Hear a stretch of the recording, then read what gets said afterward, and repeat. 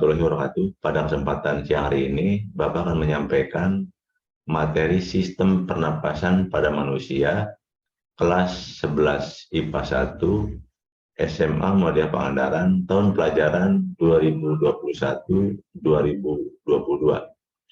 Tujuan pembelajaran. Setelah mempelajari bab 7, siswa diharapkan mampu mendeskripsikan struktur dan fungsi organ-organ respirasi atau pernapasan pada manusia. 2. Menjelaskan peranan sistem pernapasan di dalam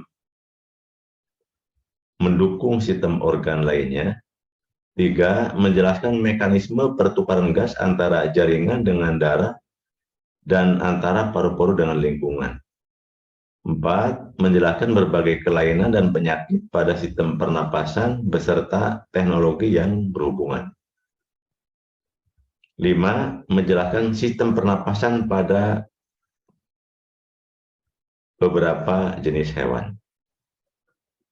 Materi yang akan saya sampaikan pada kesempatan siang hari ini di bulan Mei 2022 yaitu tentang alat pernapasan dan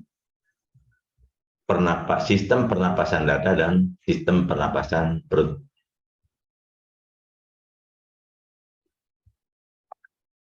Adapun organ pernapasan pada manusia, yang pertama hidung, kedua paring, ketiga laring, keempat trakea, kelima bronkus, keenam bronkeolus, ketujuh alveolus, dan 8 paru-paru.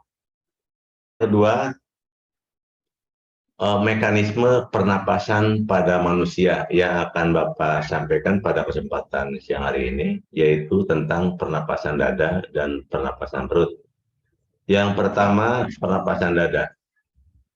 Proses inspirasi, otot antar tulang luar berkontraksi, tulang rusuk terangkat, volume rongga dada bertambah, tekanan udara rongga dada lebih kecil dari rongga paru-paru.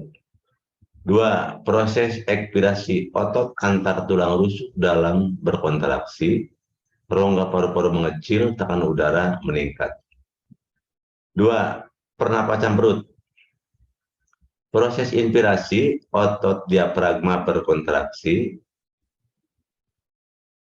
posisi diafragma mendatar, volume rongga dada bertambah, tekanan udara mengecil, paru-paru mengembang.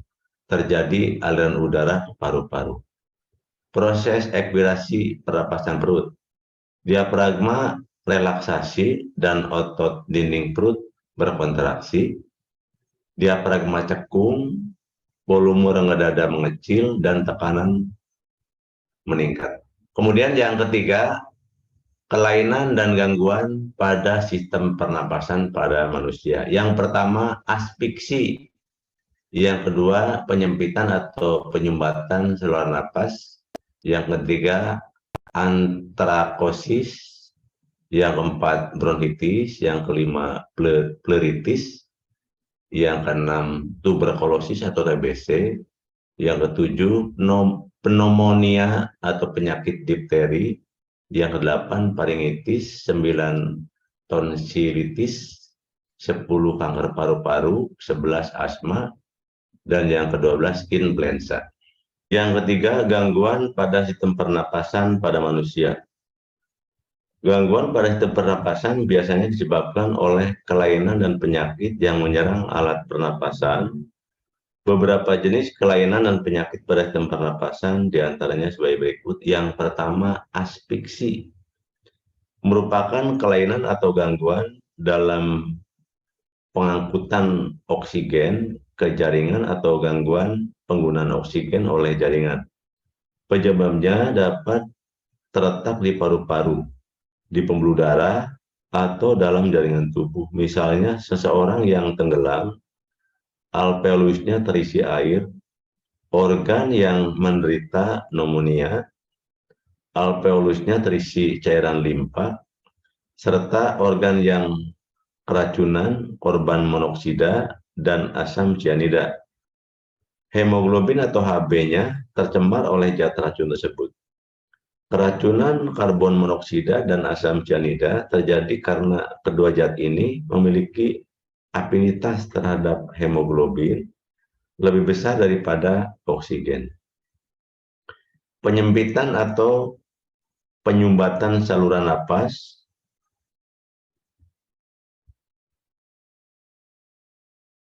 dan disebabkan oleh pembengkakan kelenjar limpa, misalnya polip di hidung dan amandel di tekak, yang menyebabkan penyempitan saluran pernapasan, sehingga menimbulkan kesan wajah bodoh atau sering disebut juga wajah adenoid.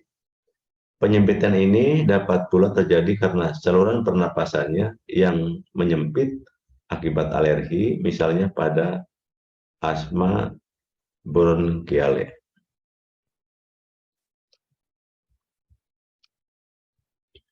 2.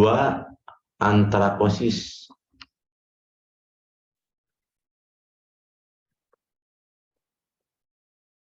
Antrakosis yaitu kelainan pada alat pernapasan yang disebabkan oleh masuknya debu tambang. Jika yang masuk debu silikat disebut silikosis. Yang ketiga, bronkitis. Bronkitis terjadi karena peradangan bronkus. Keempat, pleuritis. Pleuritis yaitu peradangan selaput pleura karena pleura mengalami penambahan cairan intrapleura, akibatnya timbul rasa nyeri saat bernapas.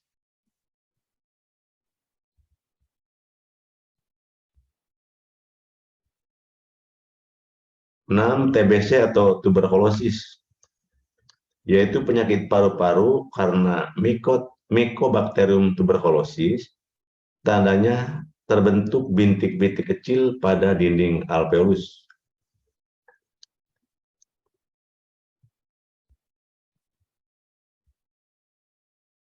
7. Pneumonia atau penyakit difteri, yaitu penyakit radang paru-paru yang disebabkan Diplococcus pneumonia atau yang diakibatkan oleh bakteri Diplococcus pneumonia. Berikutnya, meningitis, yaitu infeksi pada paring oleh bakteri dan virus. Gejalanya adalah kerongkongan terasa nyeri saat menelan, kemudian tonsilitis, yaitu radang karena infeksi oleh bakteri tertentu pada tonsil. Gejalanya yaitu tenggorokan sakit, sulit menelan, suhu tubuh naik, demam, serta otot-otot terasa sakit. Kemudian kanker paru-paru biasa diderita oleh perokok. Kanker ini disebabkan oleh adanya tumor ganas yang terbentuk di dalam epitel bronkeolus. Kemudian asma, yaitu gangguan pada rongga saluran pernapasan yang disebabkan oleh berkontraksinya otot polos pada trakea. Hal ini akan mengakibatkan penderita sukar bernapas.